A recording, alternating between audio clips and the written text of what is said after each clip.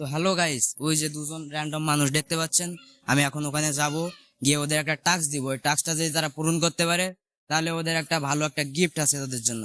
তো চলো। হ্যালো ভাই, আপনার কি ভালো আছেন? আলহামদুলিল্লাহ ভালো আছি।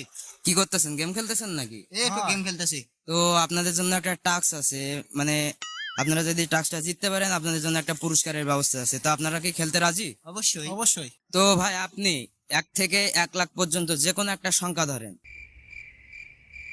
20। 20। কংগ্রাচুলেশন, আপনি 20 টাকা জিতে গেছেন।